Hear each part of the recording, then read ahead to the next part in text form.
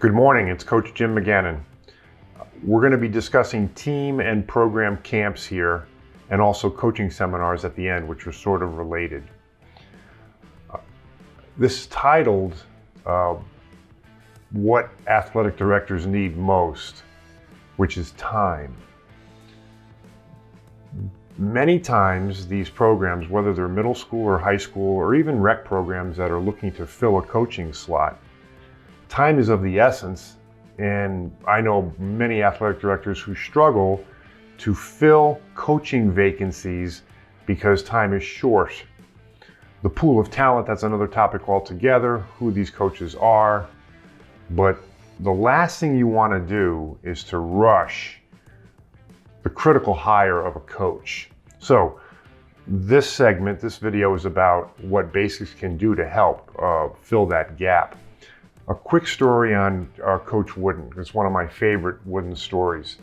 He got to UCLA in 1949, and the team the year before, 1948, had gone 12-13.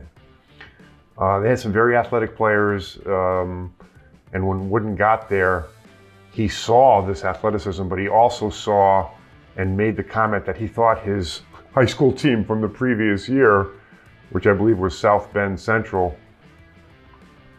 would have beaten that team. So he went into the season with the notion that, okay, these guys are athletic, but they don't have fundamental skill. We need to, build the platform of skill first and get these guys who are super athletic understanding the required skills, because you can't just win with athleticism. The top 3 players quit. Think about that. They quit. Now, to make a long story short, in Wooden's first year, with his top 3 players gone, he went 22-7. Basically the same players, minus the top 3. It just shows the strength of the primary skill development. We're going to talk about the three-legged stool now, because we have come up with this graphic, which really is a good analogy. A three-legged stool, if any one of the 3 legs are weak or broken, the entire structure collapses. The 3 legs for competitiveness are the player's skill, the player's condition, and then how the player or the team thinks, their mental toughness. So in these team camps and in these program camps, this is what our focus will be. There's no strategy. We're not teaching plays. We're not teaching presses. We're not teaching zones.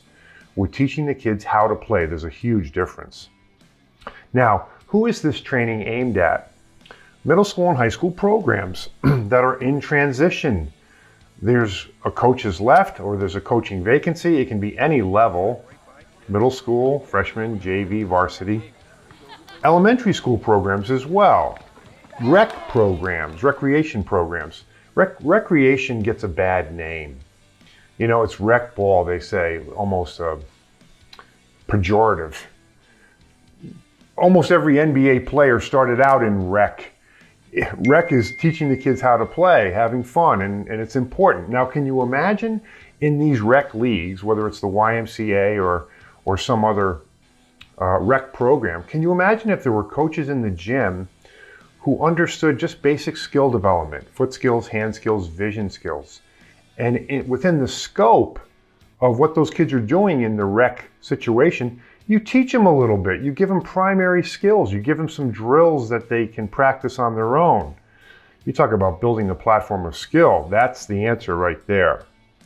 Now, when do we do this? It's in the off season.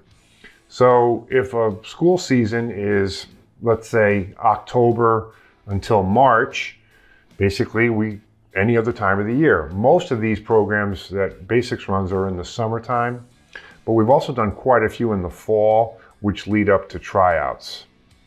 Where do we do these? This would be at your gym if we're given permission.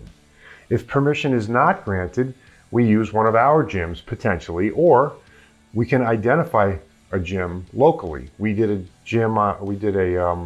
team camp on the other side of the state a few years ago, in Monroe. We couldn't get into the school gym. We found another gym and we ran the team camp there. By the way, that was a freshman JV varsity team camp. There were 3 camps built into one. If you're interested, we can discuss and show you how this works in terms of timing. Now, this can dovetail into coaching seminars. A coaching seminar basically is coaching coaches.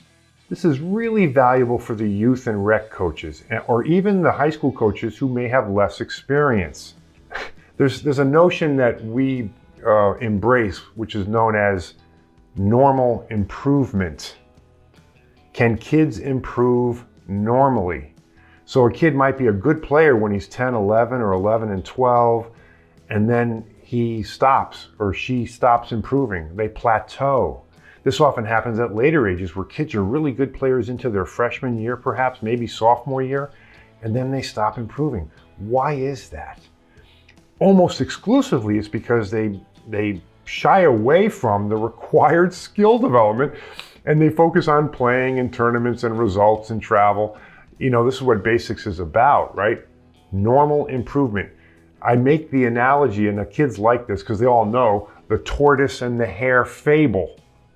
Everybody knows what happened, right? The tortoise is really slow but wins the race. Well, how did he do that? He never stopped. It's a perfect analogy for basketball skill development. It's a marathon and not a sprint. You must keep working at it.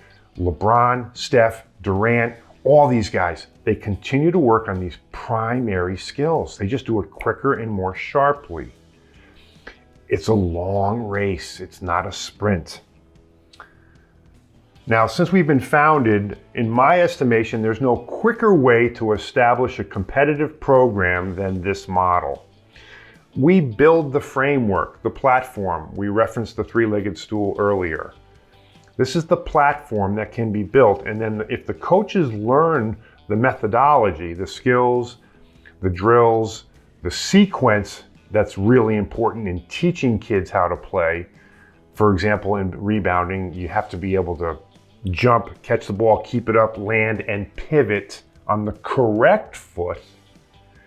That's a sequence of skills, and so we know how to teach that sequence.